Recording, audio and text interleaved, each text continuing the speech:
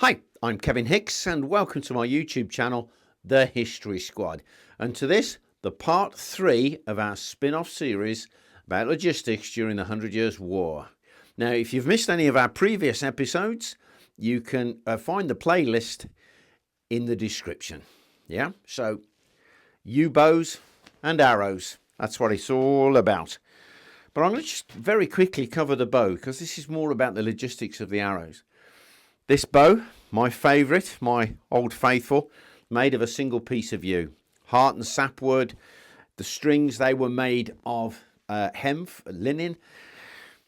These were strictly governed.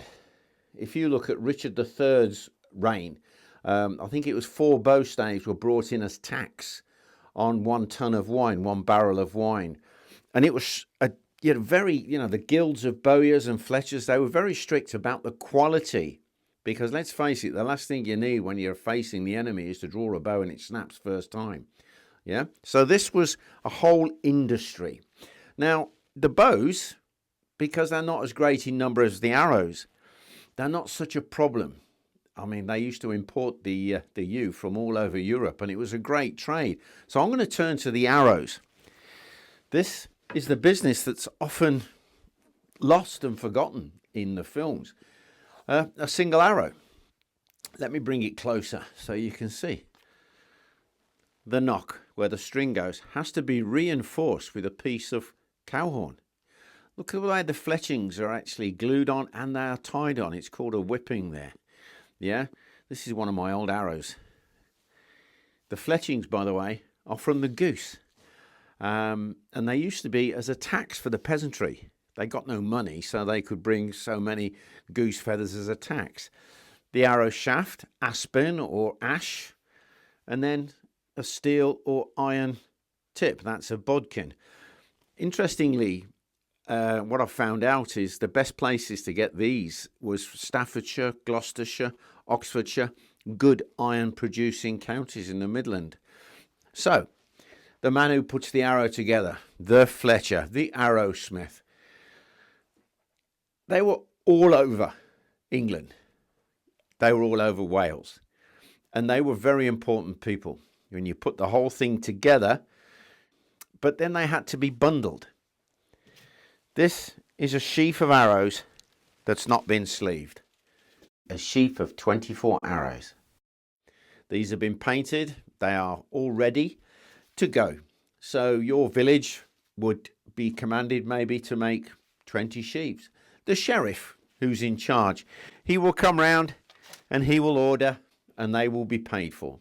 Then they will be gathered, very much like victual supplies, food, in the town. But these don't have to be shipped by sea. They are not that perishable. They're going to one place in England, and that is the Tower of London, because archery was becoming big business. Hopefully you'll get your arrows sleeved. This is another sheaf. When you turn up at the assize, you've got to make sure that you have your longbow and at least 1 sheaf of arrows. It's interesting because at the assize of arms in 1252, if you owned 40 or less than 100 shillings of land, if I understand, you had to turn up ready for war with a sword, dagger, bow, and arrows. Yeah?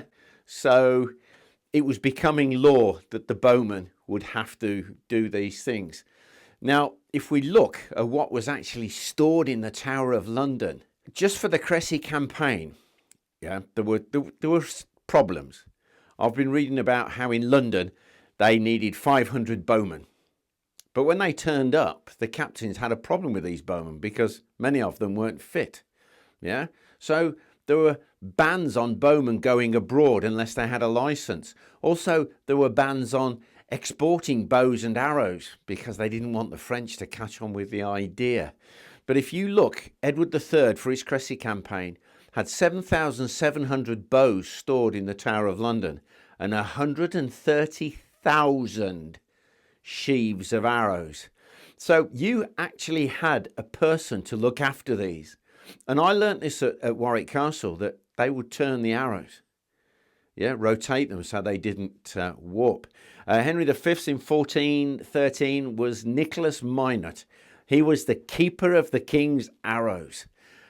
This whole system came about in the 1400s and was the first time a nation had ever done such a thing. But I get asked, what happens to the arrows after the battle? Now, there is records that they did collect them and reshoot them, yeah, like Crécy and at Poitiers. But there is 1343, Rob Middlehall. 7,000 arrows were collected from a campaign in Brittany, returned to England to be stripped, cleaned, refletched. It took 10 workers 6 days to refletch and fix the arrows. So you look at a film, next time you see bowmen shooting away with their arrows, you now know that the arrows were made, bundled, collected, centralized, all with a proper industry, the same as the bows, the guilds of the fletchers and the bowyers, the string fellows, the people who made the strings. Just a little note on that. The women often made the strings. They were more nimble, dexterous with their fingers. Yeah. So I hope you've enjoyed our little film. This brings our kind of sideline for the 100 Years' War to an end. But it's interesting. Little points, eh? So just before I finish our little film, I'm going to answer some questions that I've been asked about how the bowmen carried their arrows. Now, we have a bag of arrows, a sheaf.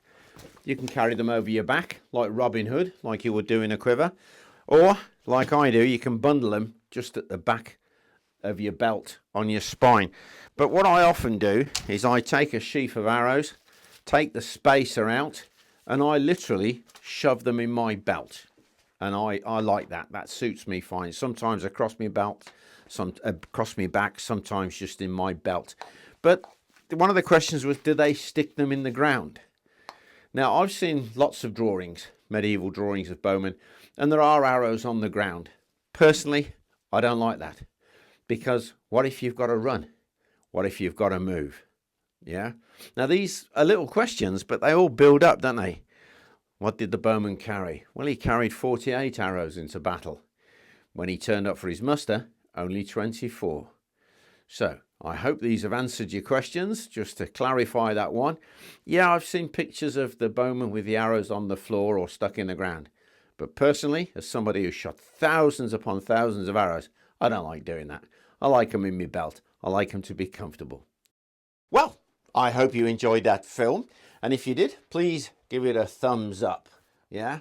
And if you're a subscriber, hey, thanks a million. But can you share the heck out of these films? Yeah. Let's make it grow. Then I can produce more films. Yeah. If you're not a subscriber, then press the subscriber button. What do they say? Ding that bell. But if you'd like to support the channel further, we now have a Patreon account and you'll find the link in the description. Yeah. But for now, thank you very much and bye for now.